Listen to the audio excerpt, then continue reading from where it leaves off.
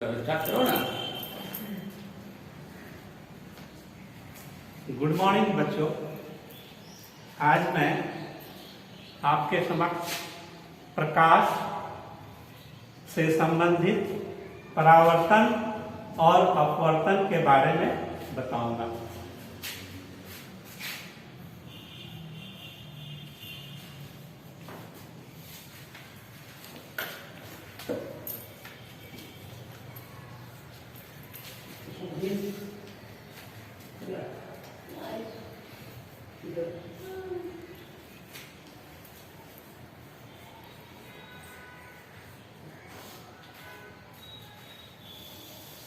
यही मेरा टॉपिक है।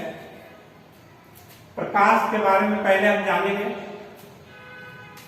तो light is a form of radiant energy, अर्थात प्रकाश विकिरण ऊर्जा का एक रूप है। प्रकाश क्या है? विकिरण ऊर्जा का रूप है, जिसके कारण दृष्टि की संवेदना होती है और इस संवेदना से संचार की उपलब्धि होती है। बहुत सारे संचार से संबंधित उपकरण हैं जो लाइट से रिलेटेड है। प्रकाश एक विद्युत चुंबकीय तरंगे भी, जिसके लिए माध्यम की कोई आवश्यकता नहीं होती, लेकिन प्रकाश भिन्न भिन्न माध्यमों में भिन्न भिन्न चाल रखता है। जैसे निर्वात में प्रकाश की चाल लिख लेते हैं। निर्वात में प्रकाश की चाल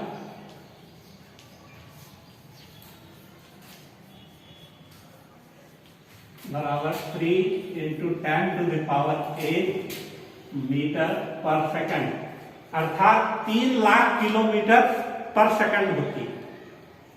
ठीक है। अब हम ये देखेंगे कि प्रकाश का परावर्तन क्या है। जब प्रकाश की किरणें किसी समतल और चिकने माध्यम पे पड़ती है तो उस समतल सतह पर पड़कर लौट जाती है। ये प्रकाशीय घटना है। इस प्रकाशीय घटना को हम प्रकाश का परावर्तन कहते हैं। तो किस प्रकार परावर्तन होता है, चित्र के माध्यम से भी हम बता देते हैं। मान लीजिए ये एक दर्पण है, अर्थात कोई चिकनी सतह है।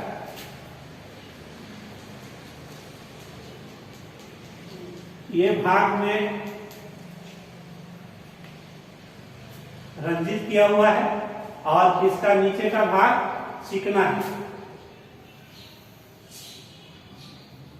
ये है आपतित किरण।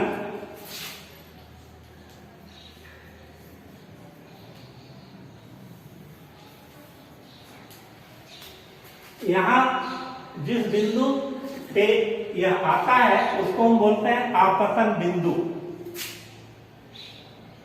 इस आपतन बिंदु से टकराकर इस दिशा में ये लौट गई।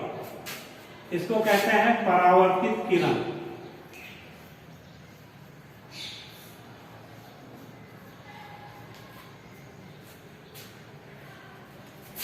जिस बिंदु पर आपतन होता है इसको हम आपतन बिंदु कहेंगे। आपतन बिंदु से एक अभिलंब डालते हैं तो मान लीजिए इसका हम नामकरण करते हैं MN। एक समतल दर्पण हुआ, आपतन बिंदु O है, AO आपतित किरण है, ON अभिलंब है और OB परावर्तित किरण है। अब इसके दो नियम हैं, परावर्तन के दो नियम हैं। आपतन कोण परावर्तन कोण के सदैव बराबर होता है, अर्थात आपतन कोण को यदि I मान लिया जाए और परावर्तन कोण को R मान लिया जाए तो I बराबर कोण आई बराबर कोण आर। ये पहला नियम है।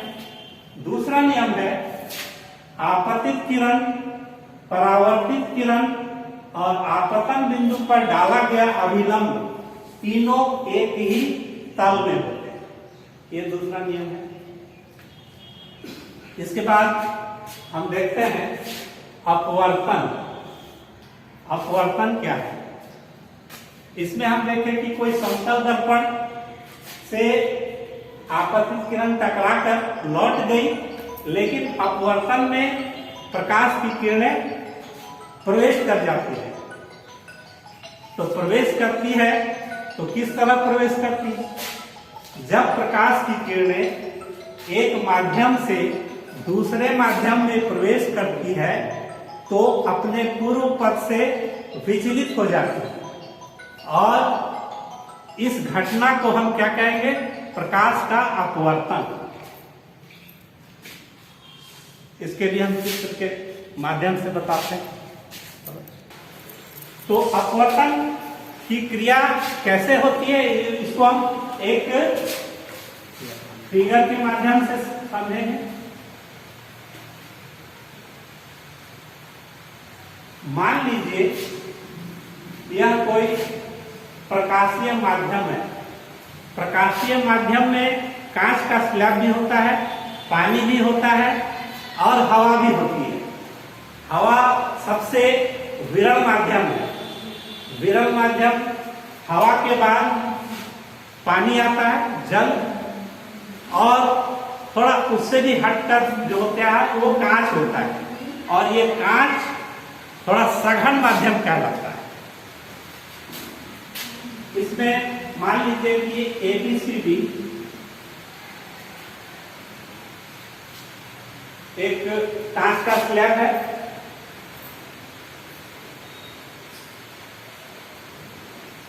ये प्रकाश स्रोत से आने वाली आपतित किरण है। ऐसे तो बहुत सारी किरणें आती हैं, किंतु हम एक किरण को मान लेते हैं। जब इसे निर्वात कहेंगे और जिसको विरल माध्यम भी कह सकते हैं।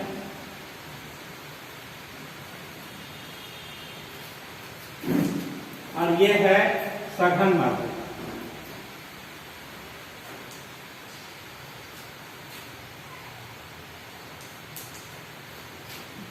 जब प्रकाश की किरणें विरल माध्यम से सघन माध्यम में प्रवेश करती है तो अपने पूर्व पथ से विचलित हो जाती है, अर्थात मुड़ जाती है।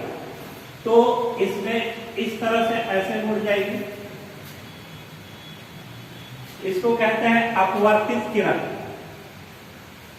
पुनः जब सघन माध्यम से विरल माध्यम में प्रवेश करती है तो आपतित किरण के समांतर हो जाती है, अर्थात इस तरह से होती है। इसको निर्गत किरण कहते हैं। अब इसमें जो बिंदु आया, जिसको आपतन बिंदु कहते हैं, इसमें एक अभिलंब डालते हैं तो आपतन बिंदु पर आपतित किरण अभिलंब के साथ जो कोण बनाती है उसे आपतन का कोण है, और अभिलंब के साथ अपवर्तित किरण जो कोण बनाती है उसे अपवर्तन का कोण है। इसको R द्वारा सूचित करते हैं। अब इसमें दो नियम आता है। पहला नियम, आपतन कोण का साइन और अपवर्तन कोण का साइन का अनुपात स्थिरांक होता है, अर्थात साइन I बटा साइन R बराबर म्यू। इसे म्यू द्वारा पढ़ा जाता है। म्यू, इस म्यू को हम क्या कहते हैं? अपवर्तनांक। दिए गए जो माध्यम है उसका अपवर्तनांक न्यू होता है, रिफ्रैक्टिव इंडेक्स। दूसरा, आपतित किरण, अपवर्तित किरण और निर्गत किरण और आपतन बिंदु पर डाला गया अभिलंब, ये तीनों एक ही क्रम में होते हैं। ये दूसरा नियम।